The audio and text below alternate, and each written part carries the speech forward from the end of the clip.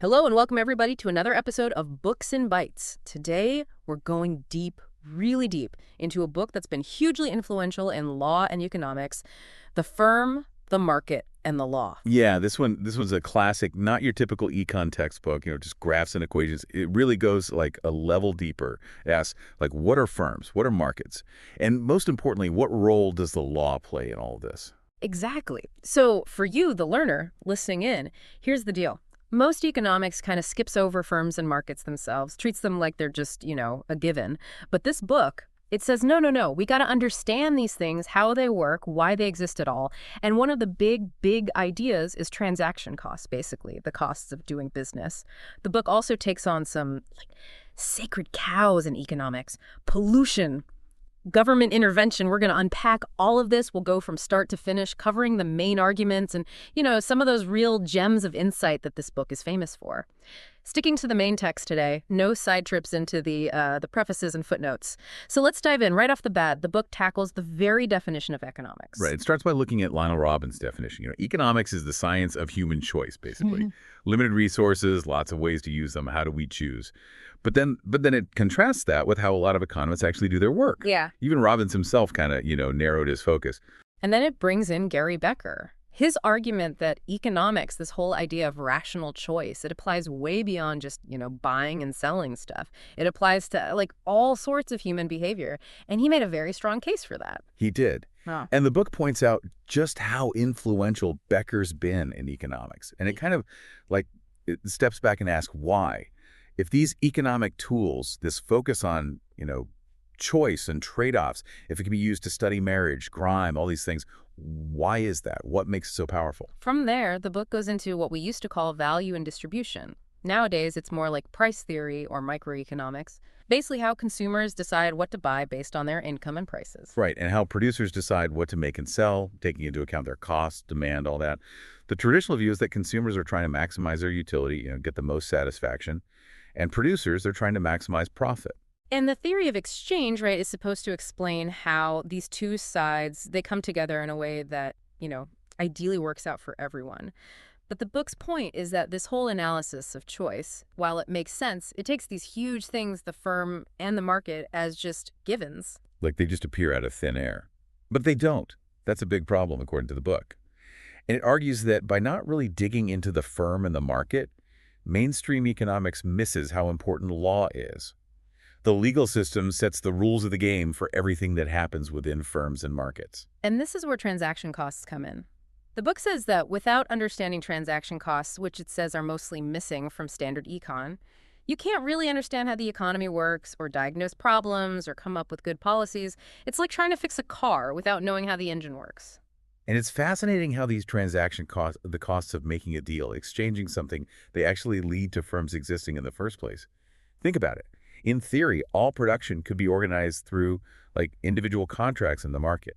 Right, so why don't we all just freelance everything? Well, because there are costs to negotiating every single contract, writing them up, making sure everyone sticks to them. So firms, they emerge as a more efficient way to handle all that. If it's cheaper to do something inside the firm, you do it. If it's cheaper to do it outside the firm, in the market, you do that.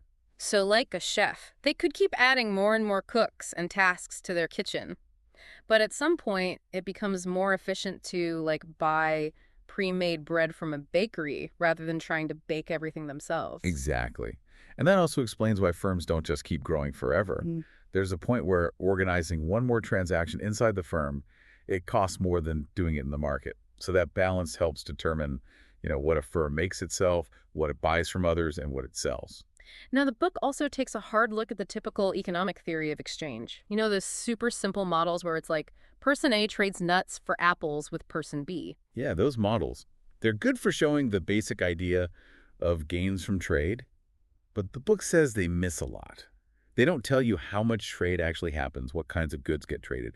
They kind of ignore the whole institutional side of markets, the rules, the infrastructure, all that stuff that actually makes trade happen on a large scale. Markets don't just magically appear. It takes effort to create them and keep them running. The book even talks about medieval England. You had these fairs and markets that were set up under a franchise from the king. you needed permission to even have a market. And they weren't just places to buy and sell. They had security, courts to settle disputes. That's a great example. And so our modern things like, commodity exchanges, stock exchanges, they're not just buildings, they're whole institutions Yep. with rules, governance, all of that. Markets need structure. Okay, so let's talk about the Coase theorem. This is a big one, right? The book frames it as something that's true in a world where transaction costs are zero, which, isn't really the real world. But can you explain the basic idea? Sure. So the theorem basically says that if there are no costs to negotiating and enforcing agreements, then it doesn't really matter who has the legal rights at the start. People will just bargain and trade until they reach the most efficient outcome. Like, imagine two neighbors, one's a musician who practices late at night, the other's a baker who needs to get up early. Doesn't matter who has the right to make noise, they'll figure out a deal that works for both of them. So in this, imaginary world, it wouldn't matter if the law said the musician could play all night or if it said the baker had a right to silence, they'd work it out. Right. The point the author is making is that it's the existence of transaction costs in the real world that makes law matter. Like, if it's really costly to negotiate or enforce a contract, then who starts out with a legal right to do something? That has a big impact on the outcome. But the book's not saying we live in that imaginary world, right? Right. Definitely not. And it points out that a lot of the economic discussion around the Coase theorem has been about this, like, hypothetical zero transaction cost world, which is fine intellectually, but the author argues that it's kind of missing the point. If their main argument about the importance of transaction costs is right, then a lot of economic analysis needs to change. The book also talks about government intervention, specifically this idea of marginal cost pricing, setting the price of something equal to the cost of producing one more unit. What's the book's take on that? It's a bit skeptical. In theory, sure, setting price equal to marginal cost, it sounds efficient. But the book points out that a lot of times this means that total costs aren't covered. So you need government subsidies. And that can lead to more state-run enterprises, more centralized control, all that. And it argues that for private enterprise to work well, it needs to be financially independent, which marginal cost pricing can make tough. Okay, let's get into externalities. When what I do affects you, even though you're not part of the deal, the book is pretty critical of the traditional economic view on this, especially the work of Pigou. Pigue's a big name in welfare economics, Hmm. and he and a lot of economists after him said that externalities are basically a reason for the government to step in. Use taxes or regulations to fix these market failures. And Pigou seemed to have a lot of faith in government to do this well. But the book pushes back on this. It says Pigou didn't really study how real-world institutions work. It even points out this thing where Pigou kept using the Interstate Commerce Commission as an example of, like, a recently developed institution for decades, as if it was brand new, even though it had been around for ages. Right, like he was stuck in this theoretical world. And the book's counterargument is simple but powerful.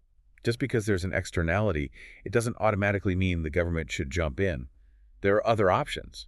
Doing nothing, reversing existing interventions, or figuring out ways to make private agreements work. They use that classic example of the factory that pollutes the air. The textbook solution might be to tax the factory's pollution. But the book says, hold on, we need to think about both sides. If we restrict the factory's output, that hurts the factory and maybe the people who buy their products. So the question is, how do we avoid the bigger harm? And the government stepping in, it's not always the answer. The book's point is that we want to align people's self-interest with what's best for the whole system. And the government's main tools to do that, besides just asking nicely, are changes to the legal system. Defining property rights, making it easier or harder to write contracts, fines, taxes, subsidies, regulations. The government becomes like the architect of the economic environment. This leads to the book's discussion of the firm itself. It has this famous line that the firm is an island of conscious power in a sea of unconscious cooperation. That line, it's from D.H. Robertson, another economist. And it gets at the heart of the difference between firms and markets. In a firm, it's not just prices and supply and demand that determine what gets done. Someone's in charge. The entrepreneur, the manager, they make conscious decisions. Like, the book mentions Alfred Marshall's idea of organization and John Bates Clark's focus on the entrepreneur as key players in firms. So why do firms even exist then? Why not just have everyone be their own boss and do everything through, market transactions? Well, because firms are actually a way to cut down on the costs of using the market. Think about it. Instead of negotiating a million separate contracts with everyone you need to work with, you have one big contract, the employment contract. Yeah. You, the employee, agree to do what the entrepreneur says within certain limits, and they pay you. It's like instead of hiring a different electrician, plumber, carpenter every time you need something done in your house, you're a general contractor. And they handle all those separate transactions. Exactly. And the book points out that there are other problems with relying only on the market. Sometimes you want long-term contracts to avoid the hassle of constantly renegotiating. Plus, people have different attitudes toward risk, so firms can help manage all that. And it's funny because sometimes the government trying to do something else actually ends up making firms bigger. Like if you put a sales tax on things bought and sold in the market but not on stuff transferred within a firm, well, guess what? It makes sense for firms to get bigger and do more things It themselves. makes sense. So the book defines a firm as this system of relationships where the entrepreneur calls the shots. Hmm. And the size of the firm, it's basically how many transactions the entrepreneur chooses to organize inside the firm instead of through the market. So then what stops firms from becoming like gigantic? Why isn't there just one massive company that produces everything? The book mentions Frank Knight, who said it's hard to come up with like universal rules for this. It depends partly on, the people in charge and historical circumstances, things like that. But it also explores some economic explanations. Like the entrepreneur might not be able to manage effectively beyond a certain size. Or as the firm gets bigger, it might have to pay more for the resources it needs. It's outbidding smaller firms, or maybe it's using up all the local supply of something. The book also talks about how production gets divided among firms so that, like, the cost of organizing one more transaction is roughly the same across all firms. And it says that because there are so many different kinds of activities in the economy, the costs of using the market versus organizing internally, it varies a lot depending on what you're doing. So it's a complex equation. But basically, how big a firm gets, it depends on the costs of internal organization, how good the entrepreneur is at making decisions, and how much they have to pay for resources. Also, how spread out geographically the activities are and how different the transactions are from each other. The book even goes back to Frank Knight's idea of market adjustments as this trial and error process. And it imagines this world with no uncertainty where managers are basically just doing routine coordination. And it asks this fundamental question. In that world, why would you even need those managers? What would they be paid for? Good question. It's kind of a thought experiment to show how much our real world depends on uncertainty and the ability to adapt to changing conditions.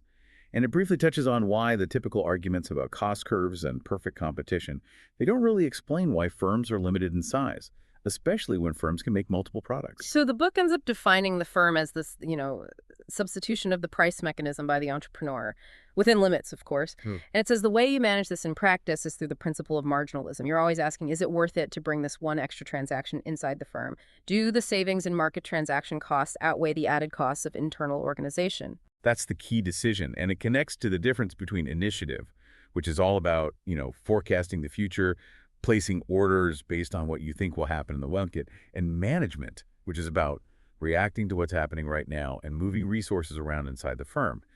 And the reason people in business usually do both is because of those marketing and contracting costs we talked about. Now, the book shifts gears a bit and talks about industrial organization. It says that in modern economics, this field has gotten really narrow, mostly focused on applying price theory to situations where there are only a few big firms in an industry. A lot of it's driven by antitrust concerns. Which is important, but the book points out that this wasn't always the case. Back in the 1920s and 30s, there was a lot more interest in just describing how different industries were actually organized.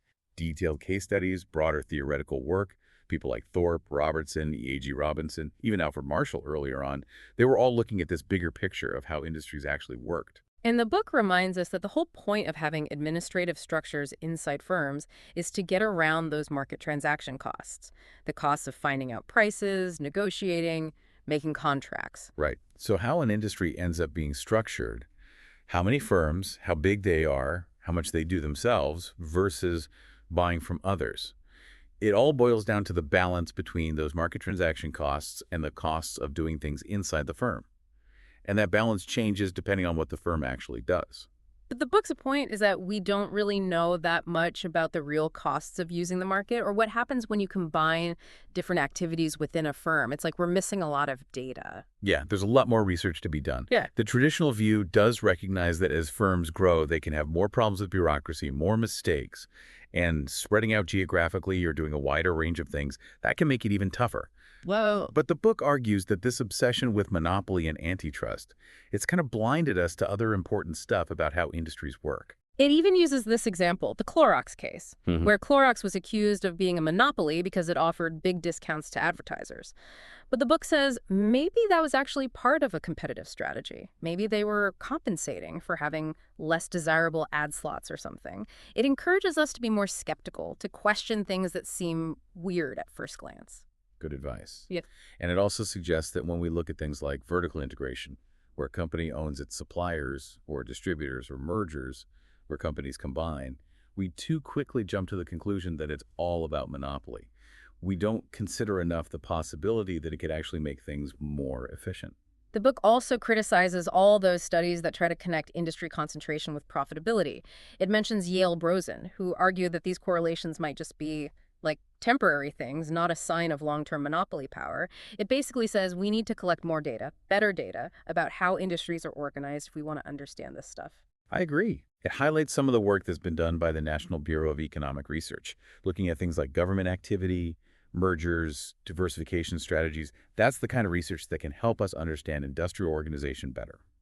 Switching gears again, the book then looks at optimum pricing and makes this, simplifying assumption that the distribution of income and wealth in society is already the best it can be.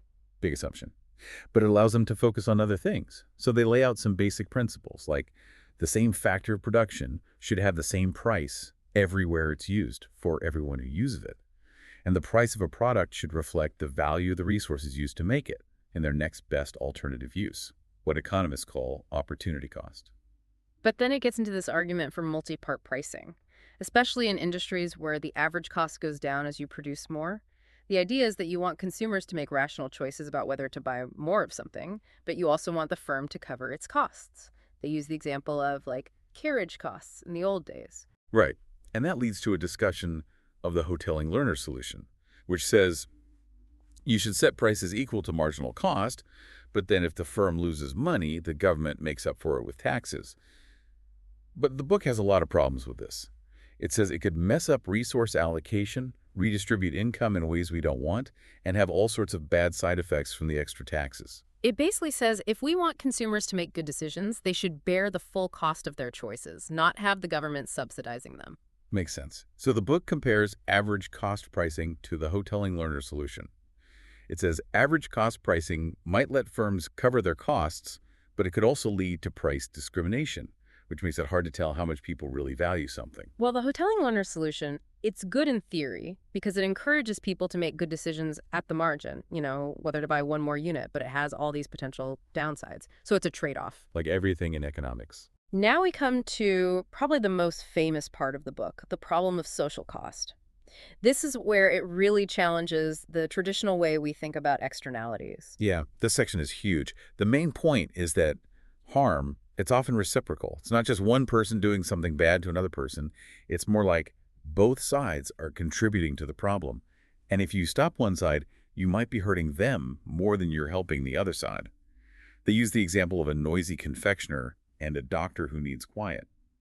Stopping the noise helps the doctor, but it hurts the confectioner and maybe all the people who like their sweets. The book uses a bunch of real legal cases like Cook v. Forbes, Sturgis v. Bridgman, and it says that economically the logic is the same.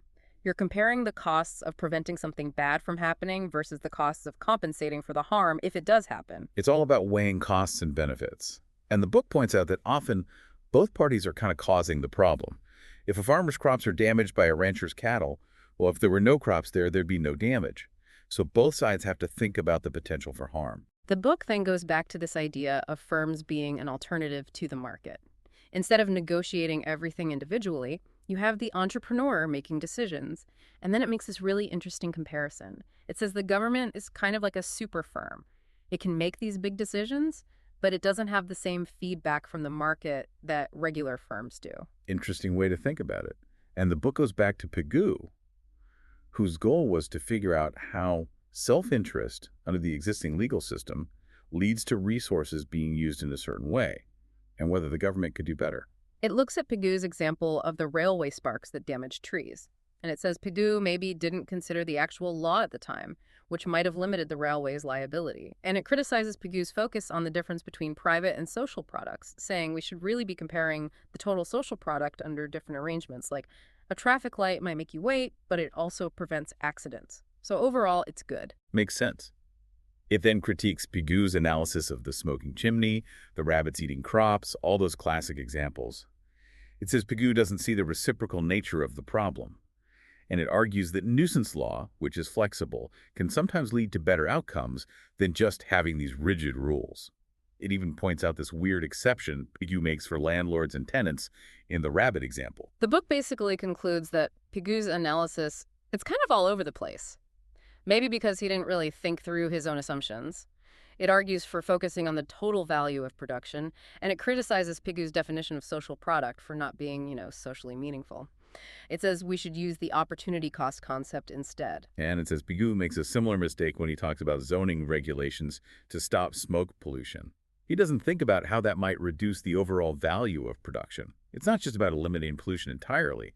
It's about finding the level of pollution that gives you the best outcome, all things considered. Which brings us to the notes on the problem of social cost and the Coase theorem proper, which, the book clarifies, was actually named by George Stigler based on the author's work. The main idea, as we said, is that if there were no transaction costs, the final allocation of resources wouldn't depend on the initial legal rights. They use the example of the cave and the case of Sturgis v. Bridgman to illustrate this. Yeah, and the book acknowledges that the Coase theorem has been super controversial in economics. It addresses criticisms from people like Paul Samuelson about bilateral monopoly and indeterminate bargaining outcomes. But it says, look, even if we don't know exactly how the gains from a bargain will be split, that doesn't mean the outcome will be inefficient. People usually figure out a deal. It also addresses arguments from Wellis, Reagan, Oughton about how things like rents might affect the outcome depending on who's liable. And it says, in a world with no transaction costs, it doesn't matter who's liable at the start. The rancher-farmer example shows this nicely. It doesn't matter if the rancher is liable for their cattle damaging crops. The land will end up being used in the most efficient way regardless. The bottom line is that while the Coase theorem shows that in a world with no transaction costs, the law doesn't affect efficiency, a lot of economists don't think this applies to the real world. The book is very clear about that. It says the Coasian world is basically the world of standard economic theory, which ignores transaction costs. But the author's whole point is that transaction costs are essential for understanding how law affects resource allocation in the real world. If there were no transaction costs, we'd always reach the best outcome through bargaining, regardless of the law. And the book points out that transaction costs can actually make it harder to figure out the best legal rules because they discourage people from sharing information. Going back to the pollution example, the book looks at Pigue's idea of taxing the factory, and then it throws out this idea of a double tax system. You tax the factory for polluting, but you also tax the people who live near the factory for, imposing costs on it. But it's clear the author isn't actually saying this is a good idea, just exploring the logic. Yeah, it's more of a thought experiment. And the book mentions Baumel's argument that maybe just taxing the factory is enough. It also talks about how complicated pollution really is. Emissions go up and down. It's hard to get the data you need to design a good tax system. Right. And then it shifts to a real-world example that's really interesting, the lighthouse in economics. It's taking on this idea that lighthouses have to be provided by the government because they're a public good. It goes into the history of lighthouses in Britain, specifically England and Wales, and the role of Trinity House. And it turns out, for a long time, lighthouses were actually built and run by private individuals. And they collected tolls from ships. They got patents from the Crown or Acts of Parliament, often because ship owners wanted lighthouses and were willing to pay for them. Even Trinity House at one point leased out lighthouses to private operators. And the Eddystone Lighthouse, which was a big deal back then, that was built by a private guy. Then the book talks about how lighthouses were consolidated under Trinity House in the 19th century. There were worries about different lighthouses using different signals, about people making money off ships unfairly. And there was this push for a unified, efficient system. And Trinity House, they often had to pay a lot of money to buy out those private lighthouse owners. Yeah, it wasn't just a smooth transition. The book even talks about how Trinity House fought back against government proposals to lower the light dues. They said they had historical rights, and some of the money was going to charity. So the book's point is, the British lighthouse system shows that private enterprise can actually provide lighthouses. The government's role was mainly about setting up property rights and maybe regulating prices. Really interesting example. So, the learner, here's what you should take away from the firm, the market, and the law. It tells us to look beyond those simple models of how people make choices and think about the institutions that make up our economy: firms, markets, and the legal system. Transaction costs, they're super important. They explain why firms exist, how they're structured, and how different policies might play out.